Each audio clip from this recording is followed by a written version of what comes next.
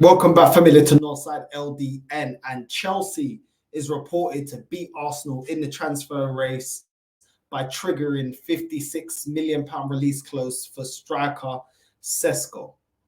Now, Arsenal have been linked to Sesko for a while now. Arsenal have been linked to Sesko because as the striker that they have identified as the striker that they want, the striker that they want to go out for.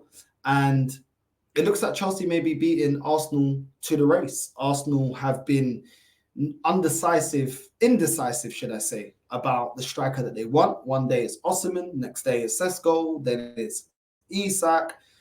Sesko has been the one that's constantly been the striker that Arsenal have been looking at due to reports. And it now looks like Chelsea are beating them to the race to trigger the release clause. Arsenal have been said to hit FFP, which is why we haven't hit his release clause. But Chelsea look like they're being more proactive than Arsenal in terms of getting Benjamin Sesko over the line. The summer transfer window is upon us. Chelsea are wasting no time flexing their financial muscle. According to the Evening Standard, the Blues are prepared to rival Arsenal for the signature of RB Leipzig's young striker Benjamin Sesko. His performances have been impressive and are reflected in his hefty £56 million release clause, a figure that could spark a bidding war between Chelsea and Arsenal. While the release clause streamlines negotiations and guarantees Leipzig will receive their asking price, it also eliminates room for negotiation on potential add-ons or favourable payment structures. Arsenal, known for their shrewd transfer dealings, might attempt to negotiate a lower transfer fee with Leipzig. However, Chelsea, under new ownership and with a burning ambition to return to the top four, seem prepared to activate the release clause to secure Sesko's services.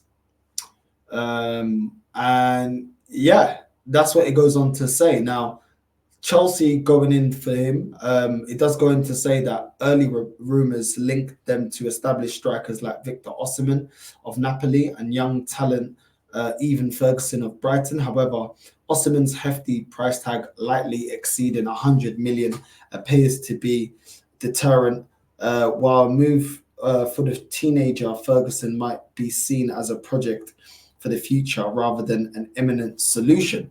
It's funny that they say about imminent solution, because I don't think Sesko is an imminent solution. I think he's a player that is still developing, and this is exactly why I don't want Sesko, because Sesko is exactly the type of player Arsenal would have got in phase one.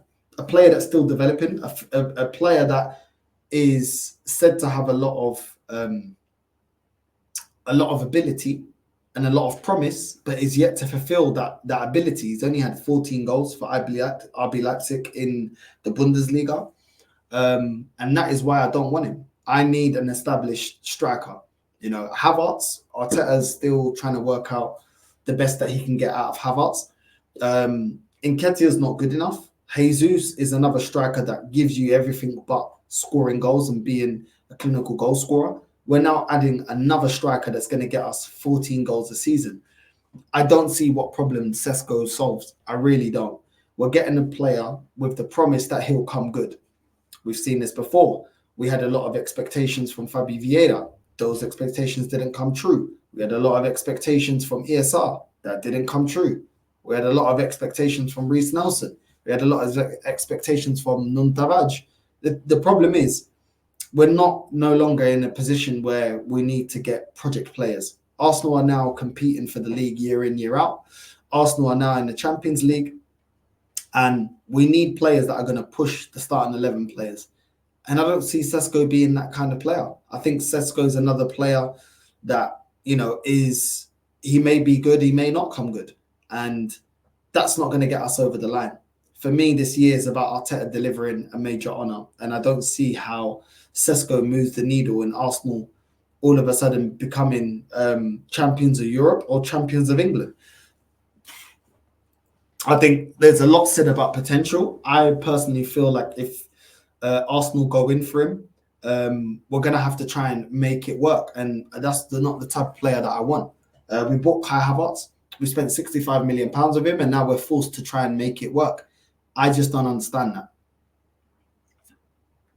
I don't understand that, because even though Gyökeres is further down the list, in my opinion, of strikers that I want, he's more established. He scores more goals. He scored more goals out there for Sporting Lisbon. He's pushed his team to win the league with Sporting Lisbon. He's got experience in the Championship. He's more of an established striker. Whereas Sesko's 21, he's still learning his trade. Then you look at somebody like Ivan Toney. He's been doing it for Brentford year in, year out. He's been called up for England. He's got more experience. He's supposed to be in his prime, 28, around 28 years old. He's supposed to be in his prime right now. And he's hungry for a move. He came out with an interview saying that he wanted to move to Arsenal, that he likes Arsenal. He likes the project at Arsenal. Why not go and get him? I just don't understand it. So he's further up in the pecking order than Sesko. Then you've got Isak with Newcastle. He's a proper gunman over there at Newcastle. Bagged a load of goals. Is Premier League proven. Had his time, I think he was at Real Sociedad before he went to Newcastle. So he had experience from La Liga, and now he's doing it in the Premier League. He's a more established striker, and he scores a lot of goals. Gives us something different. Gives us exactly what we need. Somebody that's going to score goals. So this is why I'm not too fond of Sesko. Now Chelsea need a striker. If they want Sesko and they're going to trigger his release clause of £56 million, I would not be upset if Sesko goes to Chelsea. I don't see Sesko right now leading the line for Arsenal. And some people may say, yeah, but he'll come good. He's going to learn. We're very, very close to becoming a top team, to become champions. And we can't just be getting players that may come good or are on the way of becoming good. That's not going to cut it for me. That is not going to cut it for me. For me, we need proven players. We need proven winners. And unfortunately, that's not Sesko. And that is why I don't want him at Arsenal. I just don't see what is the point. Like I said, we've got options. We just need quality. And that is why I don't want Sesko. I think his release clause is what's making him more attractive. Obviously, Arsenal are struggling at the moment to get the Osimhen deal over the line. His release clause is £113 million. Sesko's is 56. We should not be looking at price. Nobody's talking about the price when it comes to Declan Rice. Everybody's saying, well, he's a good player. To be fair, a lot of Arsenal fans said that we robbed West Ham. We should have paid more. So that goes to show when you've got quality, nobody cares about the price tag.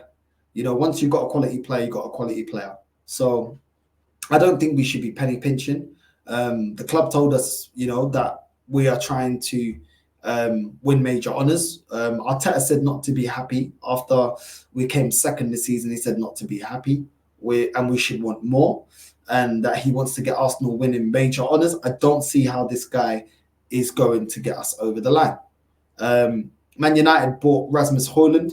It's taken him a while to come good, and he's still not come good. And I don't even think he's even good enough.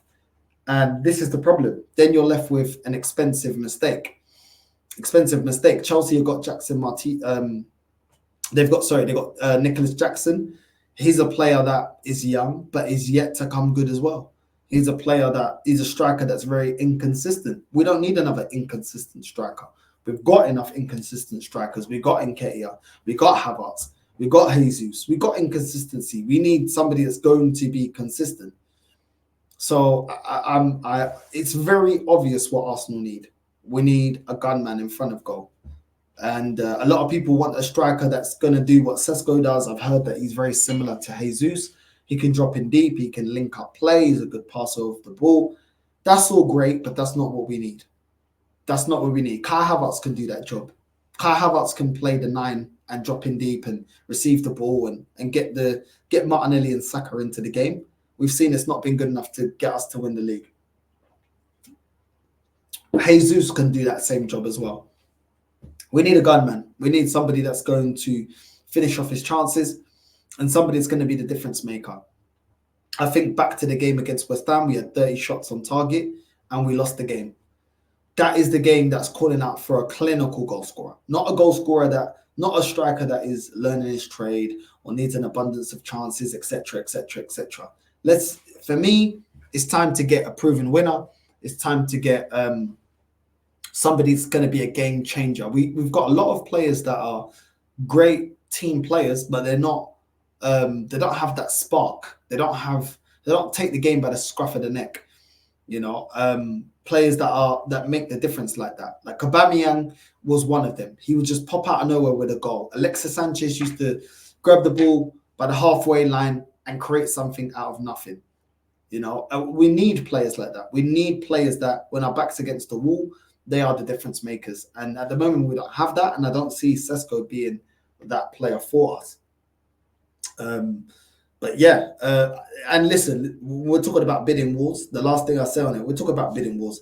We are not great at bidding wars. So if Chelsea activate the release clause, I expect them to get the player. We are not great at bidding wars. We didn't win the bidding war against Chelsea when it came to Mudryk. We didn't win the bidding war for Rafinha. We didn't win the bidding war for Isak, Buendia. We didn't win it for Bruno Fernandes, you know, and so we're not very good at bidding wars, and this is why Arsenal need to do their transfer business early. This player is a player definitely that I don't care if he goes to one of the rivals. I'd be a lot more upset if somebody like Ivan Toney went to the rivals, who is being linked at the moment to Spurs. So if Spurs gets Ivan Toney and we get Sesko, I feel like Spurs have the better player. I rate Ivan Toney a lot higher than this guy. And it is what it is. But let me know in the comments down below what you guys think. Do you rate Sesko? Do you see Chelsea actually activating the release clause and getting the player? Or do you think Arsenal will get the player over the line and trigger the release clause? And let me know. Let me know what you think. And without further ado, familia, I'm out.